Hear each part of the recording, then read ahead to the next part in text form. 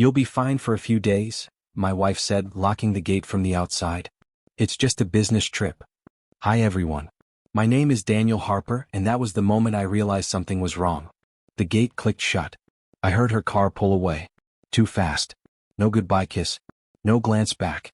Inside the house the air felt heavy. Quiet in a way that presses on your chest. My stepson, Noah, was in the living room where I'd left him, strapped into his wheelchair, blanket over his legs, eyes on the TV. He'd been paralyzed from the waist down since the accident. Doctors said he'd never walk again. I went into the kitchen to make coffee. That's when I smelled gas. Strong. Sure. I turned and froze. Noah was standing. Not struggling.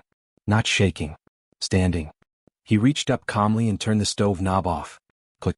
Silence. I couldn't breathe. He looked at me, eyes steady, and put a finger to his lips.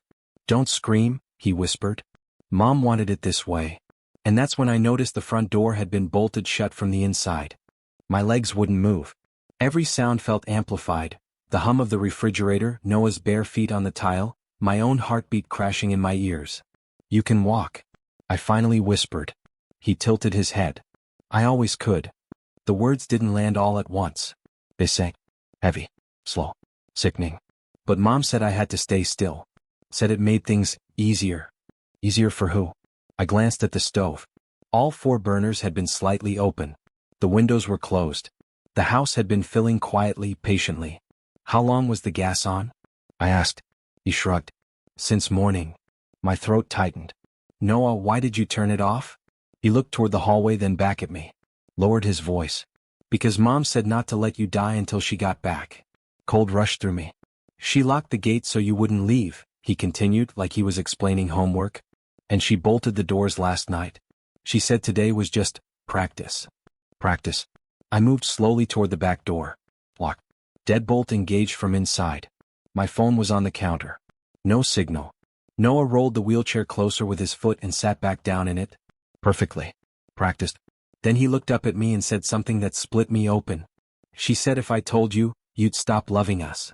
I knelt in front of him without thinking. Slow. Careful. Like one wrong move might shatter whatever fragile calm was holding this house together. Noah, I said softly, look at me. He did. Those same eyes I'd read bedtime stories to. The same kid who used to apologize for needing help. You didn't do anything wrong, I told him. None of this is your fault. His jaw tightened. Mom said you'd say that. She said you're good at lying so people don't leave. That one hurt. I reached for the phone. Still nothing. No bars.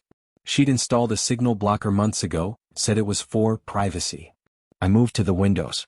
Painted shut. The house wasn't just locked. It was prepared. Noah, I asked, keeping my voice steady, did Mom tell you why? He hesitated. Then whispered, she said you were in the way. That if something happened, we'd finally be safe. Safe from me. I stood up slowly, my mind racing. I had to get us out. But I couldn't panic him. He was watching every breath I took. Then he added, almost casually, she also said the cameras are on. So we have to do this exactly right. My stomach dropped. Cameras? I asked. He pointed to the smoke detector. And it blinked red. I forced myself not to look at the blinking light. If the cameras were on, then she was watching. Or someone she paid to watch. I lowered my voice anyway. Noah, I said gently, when Mom said exactly right, what did she mean? He swallowed. That you stay calm. That I sit back down. That when the gas comes back on, you don't try to be a hero. My hands curled into fists behind my back. So you turned it off because? Because she said if I ever changed my mind, he whispered, it meant you were worth saving. That sentence almost broke me. I glanced around the room again. The vents were taped. The smoke alarms disabled. This wasn't impulse. It was rehearsal. Planning. I moved closer to him, slow enough not to trigger fear. You did the bravest thing possible, I said. Now I need you to do one more. He looked up. What? Help me make it look like nothing changed. His brow furrowed. But the gas. I'll handle that, I said. You just stay in character. Footsteps sounded above us. From the attic. And I realized something worse than the cameras. We weren't alone in the house. The footsteps stopped. Then came a soft scrape, like someone shifting their weight carefully so the ceiling wouldn't creak again. Noah's eyes flicked upward. She said he'd wait up there, he whispered. In case you tried to leave. My stomach turned cold. Not a ghost. Not a noise. A person. I forced a calm smile and knelt again so the cameras would catch me at his level. Okay, I said evenly. Then we do exactly what she expects. I reached for the stove and turned one burner back, just enough for the faintest hiss. I cracked the kitchen window a finger's width, hiding it behind the curtain. Not escape. Just air. From the ceiling, a slow breath. Someone listening. Noah, I said louder now for the camera. I'm sorry I scared you. Let's just sit. He nodded and rolled back into place, pulling the blanket over his legs like muscle memory. Perfect. Too perfect. I sat on the couch, hands visible, heart hammering. Minutes stretched. Then my phone buzzed. One bar, a text slipping through like a needle. Unknown, good. Stay calm. I'm almost home. From the attic, a whisper answered. Time to turn it all the way back on. And the red light blinked faster. I didn't move. If I reached for the stove too fast, whoever was above us would come down. If I didn't, the gas would finish what she started. So I did the only thing I could do. I talked. I know you're scared, I said calmly, staring straight ahead so the camera would see my face, not my fear. I'd be scared too if someone told me love had rules. Noah's fingers tightened around the armrest.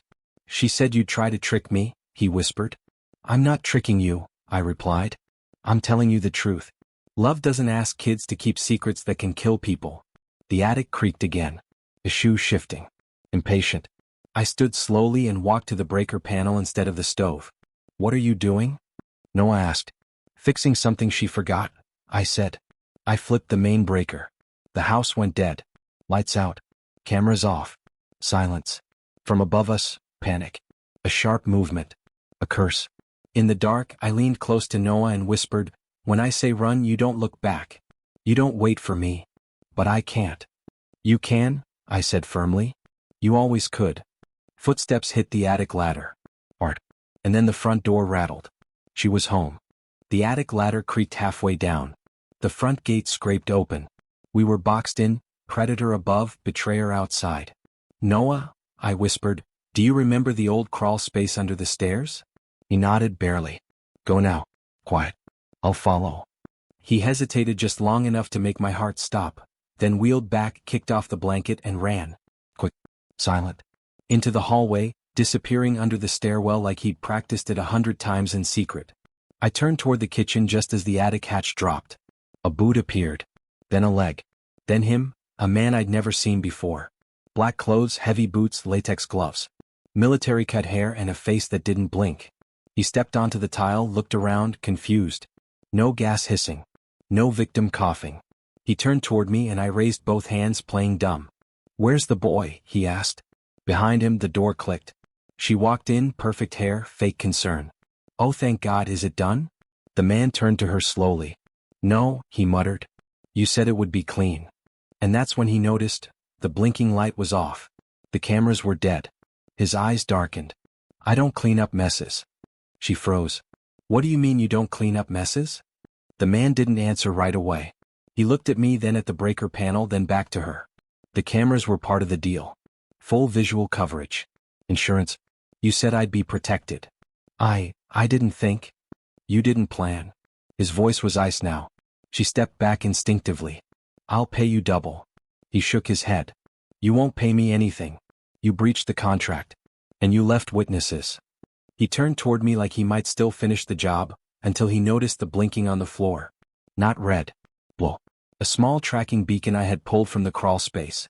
One Noah had secretly taped under the wheelchair months ago when his mother accidentally left him home alone for 10 hours.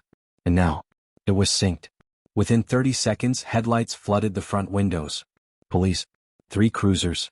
A fourth pulled up behind the gate she thought would keep me inside. She screamed. He ran. Noah crawled out of the shadows and took my hand without a word. They were both arrested. And as they were taken away, I finally spoke. You said I'd never walk away. But we just did.